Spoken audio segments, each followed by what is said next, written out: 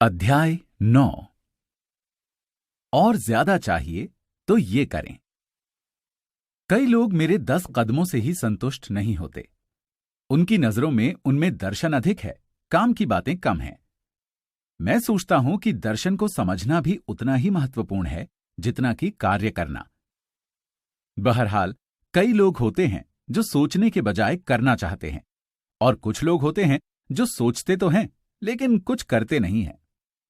मैं कहूंगा कि मैं दोनों ही प्रकार के लोगों का संयोग हूं।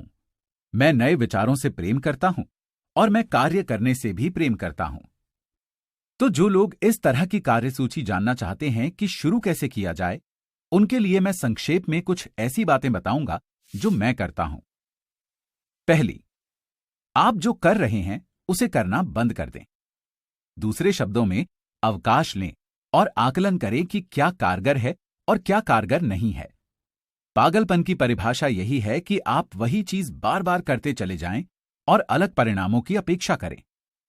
जो कारगर या सफल नहीं हो रहा है उसे करना छोड़ दें और किसी नई चीज की तलाश करें।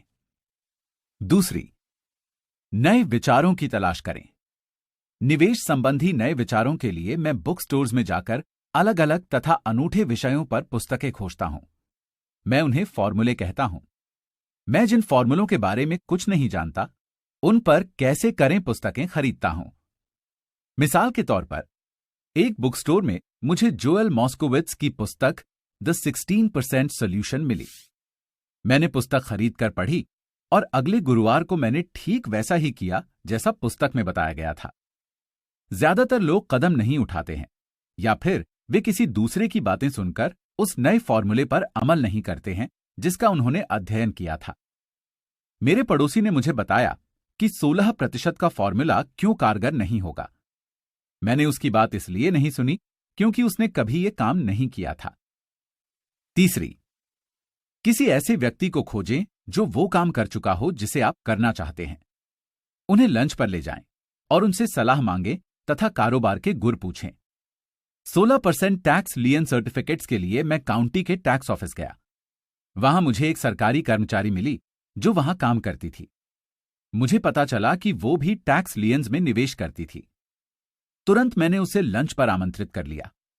उसने रोमांचित होकर मुझे अपना सारा ज्ञान और पूरी प्रक्रिया बता दी। लंच के बाद उसने शाम तक मुझे वे जगहें दिखाईं जहां मैं इस तरह का सौदा कर सकता था। उसकी मदद से अगले दिन तक मैंने 2 बेहतरीन जायदादें खोज ली जो तब से 16% ब्याज दे रही हैं। पुस्तक पढ़ने में 1 दिन लगा, कार्य करने में 1 दिन, लंच में 1 घंटा और 2 बेहतरीन सौदे हासिल करने में 1 दिन लगा। चौथी, कक्षाओं में जाएं, पढ़ें और सेमिनारों में शिरकत करें। मैं अखबारों और इंटरनेट पर नई तथा रोचक कक्षाओं की खोज करता हूं, जिनमें से कई मुफ्त या सस्ती होती हैं। मैं जो सीखना चाहता हूं उस विषय पर आयोजित होने वाले महंगे सेमिनारों में भी जाता हूं और उनकी फीस चुकाता हूं। मैंने जो कोर्स किए हैं उन्हीं की बदौलत मैं दौलतमंद बना हूं और नौकरी की जरूरत से आजाद हूं। मेरे कुछ दोस्त ऐसी कक्षाओं में कभी नहीं गए, बल्कि मुझे हतोत्साहित करते हुए बोले कि मैं अपने पैसे बर्बाद कर रहा हूं। वे आज भी वही पुरानी नौकरी कर रहे हैं। पांचवी, बहुत सारे प्रस्ताव दें। जब मैं रियल एस्टेट खरीदना चाहता हूं तो मैं कई जायदादें देखता हूं और सामान्यतः एक प्रस्ताव या पेशकश लिख देता हूं। अगर आप नहीं जानते कि सही प्रस्ताव क्या होना चाहिए, तो मैं भी कहां जानता हूं। यह तो रियल एस्टेट एजेंट का काम है। वे प्रस्ताव देते हैं, मैं तो यथासंभव न्यूनतम काम करता हूं। मेरी एक मित्र चाहती थी कि मैं उसे अपार्टमेंट हाउसेस खरीदना सिखाऊं। एक शनिवार को वो अपने एजेंट और मेरे साथ 6 अपार्टमेंट हाउसेस देखने गई। 4 बेकार थे, लेकिन 2 अच्छे थे। मैंने सभी 6 पर प्रस्ताव लिख दिए, जिनमें मालिकों की मांगी कीमत से आधी की पेशकश की गई थी। मेरी मित्र और उसके एजेंट को दिल का दौरा पड़ते पड़ते बचा। उन्हें लगा कि यह अपमानजनक है और इससे बेचने वालों को बुरा लगेगा। लेकिन मैं सोचता हूं कि दरअसल एजेंट उतनी कड़ी मेहनत नहीं करना चाहता था, इसलिए उन्होंने कुछ नहीं किया और वे किसी ज्यादा अच्छे सौदे की तलाश में चले गए। उन्होंने आज तक मकान मालिक के सामने एक भी पेशकश नहीं की, एक भी प्रस्ताव नहीं भेजा। वो महिला अब भी सही कीमत पर सही जायदाद की तलाश कर रही है देखिए, जब तक सौदा करने के लिए आपके सामने दूसरा पक्ष ना हो, तब तक आप ये नहीं जान सकते कि सही कीमत क्या है। ज्यादातर विक्रेता बहुत ज्यादा भाव मांगते हैं।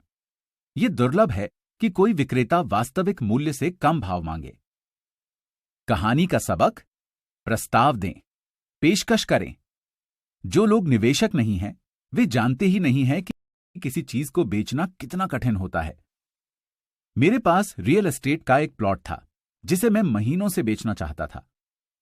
मैं किसी भी तरह के प्रस्ताव का स्वागत करता। अगर कोई मेरे सामने 10 सूअर देने का प्रस्ताव भी रखता तो भी मैं खुश हो जाता। प्रस्ताव पर नहीं, बल्कि इस बात से कि किसी ने तो रुचि दिखाई।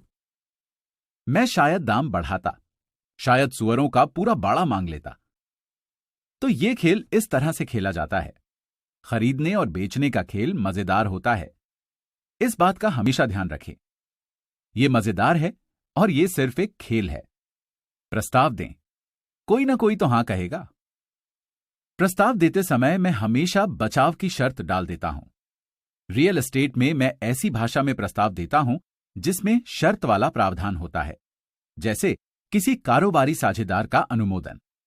कभी भी ना बताएं कि आपका कारोबारी साझेदार कौन है। ज्यादातर लोग ये बात नहीं जानते हैं कि मेरी साझेदार मेरी बिल्ली है।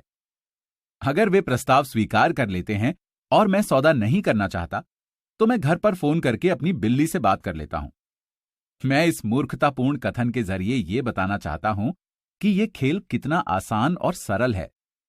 ज्यादातर लोग चीजों को बहुत ज्यादा मुश्किल बना देते हैं और इसे जरूरत से ज्यादा गंभीरता से लेते हैं। सही सौदा, सही कारोबार, सही लोग, सही निवेशक या चाहे जो भी हो, उसे खोजना डेटिंग जैसा होता है। आप बाजार में जाकर बहुत से लोगों से बातचीत कर सकते हैं, बहुत से प्रस्ताव दे सकते हैं, प्रस्तावों का उत्तर दे सकते हैं, मोल भाव कर सकते हैं, अस्वीकार कर सकते हैं या स्वीकार कर सकते हैं। मैं बहुत से कुंवारे लोगों को जानता हूं जो घर पर बैठे रहते हैं और फोन की घंटी के बजने का इंतजार करते हैं। लेकिन इससे बेहतर तो यह है कि वे बाजार में जाएं, भले ही ये सुपर बाजार ही क्यों ना हो। खोजना, प्रस्ताव रखना, अस्वीकार करना, सौदेबाजी करना और स्वीकार करना जीवन में लगभग हर चीज की प्रक्रिया के हिस्से हैं। छठी, महीने में एक बार किसी खास क्षेत्र में 10 मिनट तक जॉगिंग करें, पैदल घूमें या कार यात्रा करें। मैंने अपने कुछ सबसे अच्छे रियल एस्टेट निवेश इसी तरह खोजे हैं। मैं 1 साल तक किसी खास इलाके में जॉगिंग करता हूं और फिर परिवर्तन पर नजर डालता हूं। किसी भी सौदे में फायदे के लिए 2 तत्वों का होना जरूरी है। एक है अच्छा सौदा और दूसरा परिवर्तन। अच्छे सौदे तो बहुत मिल जाते हैं, लेकिन परिवर्तन ही किसी अच्छे सौदे को लाभकारी अवसर में बदलता है। इसलिए मैं उस इलाके में जॉगिंग करता हूं जहां मैं निवेश करना चाहूंगा। बार बार वहीं से गुजरने की वजह से मुझे छोटे छोटे परिवर्तन भी नजर आ जाते हैं। मैं रियल एस्टेट के ऐसे साइन बोर्ड पहचान लेता हूं जो लंबे समय से लगे हैं। इसका मतलब है कि बेचने वाला सौदे के लिए ज्यादा उतावला होगा। मैं ट्रकों के आने जाने पर नजर रखता हूं। मैं रुककर ड्राइवरों से बातचीत करता हूं। मैं डाकियों से बातचीत करता हूं। किसी इलाके के बारे में उन्हें इतनी ज्यादा जानकारी होती है कि अचरज होता है। मैं कोई बुरा इलाका खोजता हूं, खासतौर पर एक ऐसा इलाका जहां किसी खबर की वजह से सभी लोग दूर चले गए हैं। कई बार तो मैं 1 साल तक बेहतरी के लक्षणों का इंतजार करता हूं। मैं रिटेलर्स, खासतौर पर नए दुकानदारों से बात करता हूं और पता लगाता हूं कि वे वहां क्यों आए हैं। इसमें महीने में सिर्फ कुछ ही मिनट लगते हैं और मैं इसे तब करता हूं जब मैं कोई दूसरा काम कर रहा होता हूं, जैसे व्यायाम या स्टोर आते जाते समय। 7वीं, सभी बाजारों में सौदों की खरीदारी करें। उपभोक्ता हमेशा गरीब रहेंगे। जब सुपरमार्केट में सेल लगती है, मान लें टॉयलेट पेपर की, तो उपभोक्ता दौड़कर जाते हैं और स्टॉक पूरा भर लेते हैं। लेकिन जब मकानों के बाजार या शेयर बाजार में सेल लगती है, जिसे अक्सर क्रैश या करेक्शन कहा जाता है, तो वही उपभोक्ता अक्सर दूर भाग जाता है। जब सुपरमार्केट अपने भाव बढ़ाता है, तो उपभोक्ता किसी दूसरी जगह खरीदारी करने जाता है। लेकिन जब मकानों का बाजार या शेयर बाजार अपने भाव बढ़ाता है, तो वही उपभोक्ता अक्सर दौड़कर अंदर जाता है और खरीदारी करने लगता है। हमेशा याद रखें, मुनाफा बेचते समय नहीं, खरीदते समय कमाया जाता है। 8वीं, सही जगहों पर अच्छे सौदों की तलाश करें। एक पड़ोसी ने $1,00,000 में एक कॉन्डोमिनियम खरीदा। मैंने उसके बगल में उसी जैसा कॉन्डोमिनियम $50,000 में खरीदा। उसने मुझे बताया कि वो भाव बढ़ने का इंतजार कर रहा है। मैंने जवाब दिया कि फायदा खरीदते समय होता है, न कि बेचते समय। उसने एक रियल एस्टेट ब्रोकर के जरिए इसे खरीदा था, जो खुद किसी जायदाद की मालकिन नहीं थी। मैंने इसे एक बैंक की फोरक्लोजर नीलामी में खरीदा था। मैंने एक कक्षा में $500 की फीस देकर सीखा था कि ऐसा कैसे किया जा सकता है। मेरे पड़ोसी का सोचना था कि रियल एस्टेट में निवेश की कक्षा के लिहाज से $500 की फीस बहुत ज्यादा है। उसने कहा था कि उसके पास ना तो इतने पैसे हैं, ना ही समय, इसलिए वो भाव बढ़ने का इंतजार कर रहा है। 9वीं, पहले ऐसे लोगों की तलाश करें जो खरीदना चाहते हैं, फिर किसी ऐसे व्यक्ति की तलाश करें जो बेचना चाहता हो। एक मित्र एक खास तरह का प्लॉट खोज रहा था। उसके पास पैसा तो था, लेकिन समय नहीं था। मैंने अपने मित्र की आवश्यकता से बड़ा प्लॉट खोज लिया। फिर मैंने अनुबंध करने के बाद अपने मित्र को फोन किया। मित्र ने कहा कि वो उस प्लॉट का एक हिस्सा चाहता है, तो मैंने उसका मनचाहा हिस्सा उसे बेच दिया और जमीन खरीद ली। बची हुई जमीन को मैंने मुफ्त में अपने पास रख लिया। कहानी का सबक, केक को खरीदो और उसे टुकड़ों में बांट दो। ज्यादातर लोग अपनी हैसियत के मुताबिक सामान की तलाश करते हैं, इसलिए उनकी नजर बहुत छोटे टुकड़े पर ही रहती है। वे केक का सिर्फ एक ही टुकड़ा खरीदते हैं, इसलिए वे अंततः कम सामान की ज्यादा कीमत चुकाते हैं। छोटा सोचने वालों को बड़े अवसर नहीं मिलते। अगर आप ज्यादा अमीर बनना चाहते हैं तो बड़ा सोचें। 10वीं, बड़ा सोचें। रिटेलर्स थोक खरीदने वालों को डिस्काउंट देना पसंद करते हैं, सिर्फ इसलिए क्योंकि अधिकतर कारोबारी लोग ज्यादा खर्च करने वालों को पसंद करते हैं। भले ही आपकी हैसियत कम हो, लेकिन आपको हमेशा बड़े विचार ही सोचने चाहिए। जब मेरी कंपनी कंप्यूटर खरीदने वाली थी, तो मैंने कई मित्रों को फोन करके पूछा कि क्या उन्हें भी कंप्यूटर खरीदना है। फिर हमने अलग अलग डीलर्स के पास जाकर मोल भाव किया और अंततः एक बढ़िया सौदा कर लिया, क्योंकि हमें बहुत से कंप्यूटर खरीदने थे। यही मैंने शेयरों के साथ भी किया है। छोटे लोग हमेशा छोटे ही बने रहते हैं, क्योंकि उनकी सोच छोटी होती है। वे अकेले काम करते हैं या बिल्कुल भी काम नहीं करते। 11वीं, इतिहास से सीखें। शेयर बाजार की सभी बड़ी कंपनियां छोटी कंपनियों के रूप में शुरू हुई थी। कर्नल सैंडर्स तब तक अमीर नहीं बने जब तक कि 60 साल की उम्र में उन्होंने अपना सब कुछ नहीं गंवा दिया। बिल गेट्स 30 साल से भी कम उम्र में संसार के सबसे अमीर व्यक्तियों की गिनती में आ गए। 12वीं, सक्रियता हमेशा निष्क्रियता को हरा देती है।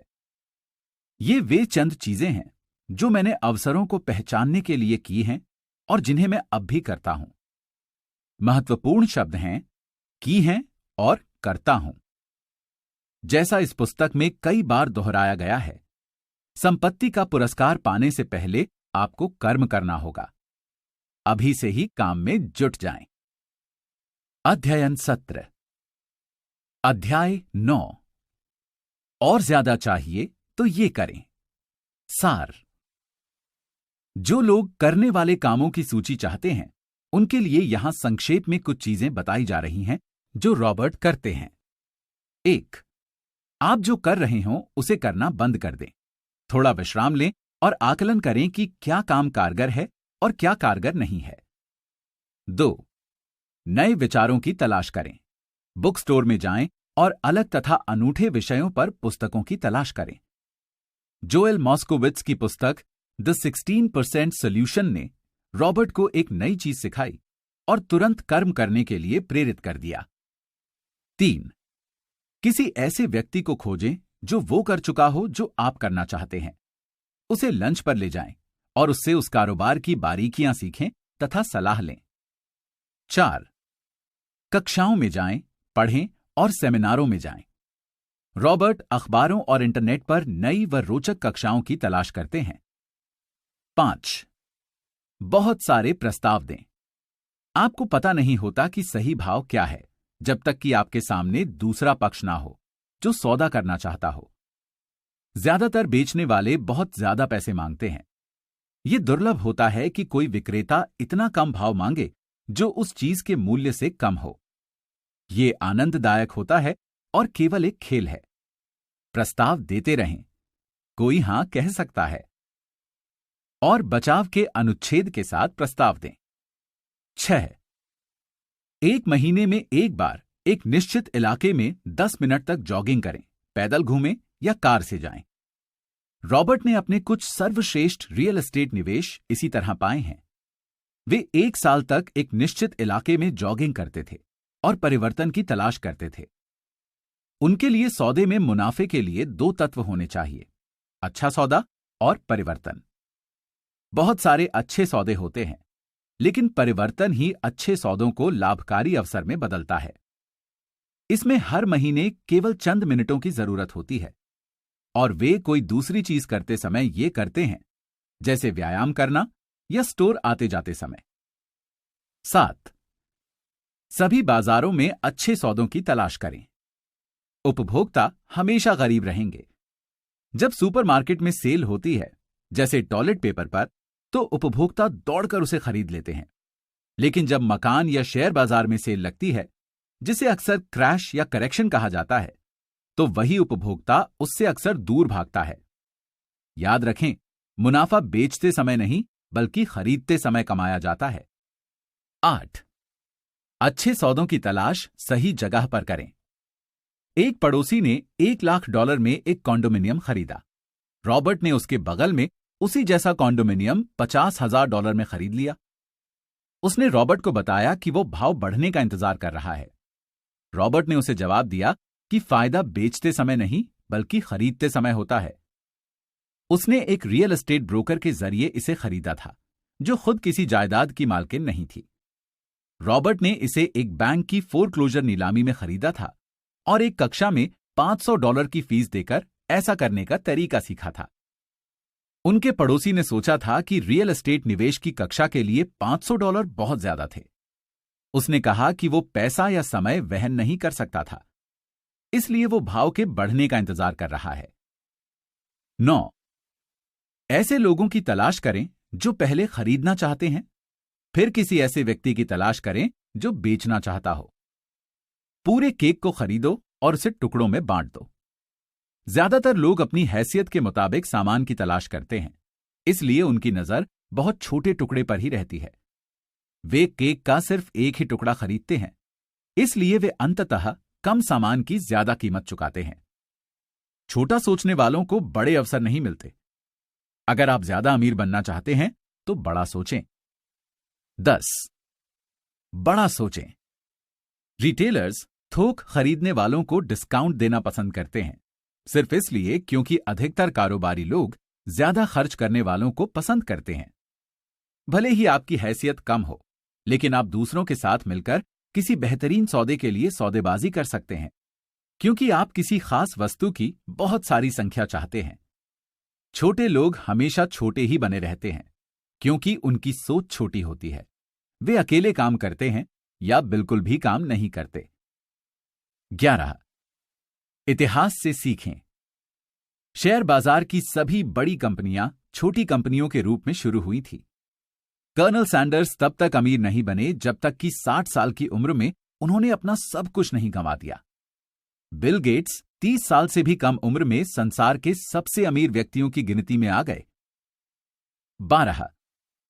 सक्रियता हमेशा निष्क्रियता को हरा देती है। आपको कर्म करना होगा, तभी आपको वित्तीय पुरस्कार मिल सकते हैं। इसी समय काम करें। अतिरिक्त प्रश्न। अब इस अध्याय में रॉबर्ट की कही बातों की समझ के साथ इसमें बताई कहानियों को खुद पर और अपने जीवन पर लागू करने का समय है। खुद से आगे दिए प्रश्न पूछें और अपने अध्ययन साझेदार के साथ उन पर विचार विमर्श करें। खुद के साथ और अपने साझेदार के साथ ईमानदार बनें। आप जो जवाब दे रहे हैं, अगर उनमें से कुछ आपको पसंद नहीं आते हैं, तो खुद से पूछें कि क्या आप बदलने के लिए तैयार हैं। अपने विचारों तथा मानसिकता को बदलने की चुनौती को स्वीकार करें। 1. क्या ये कार्य सूची आपको प्रेरित करती है या आपको भयभीत करती है? 2. आप ऊपर दी गई सूची में से कौन से काम पहले से कर रहे हैं? 3. इस सूची को पढ़ने के बाद कौन सी चीज उछलकर आपके सामने आ गई जिस पर आपने विचार नहीं किया था या पूरी तरह इस्तेमाल नहीं किया था? आप इसे अपने जीवन में कर्म में बदलने के लिए कौन से कदम उठा सकते हैं?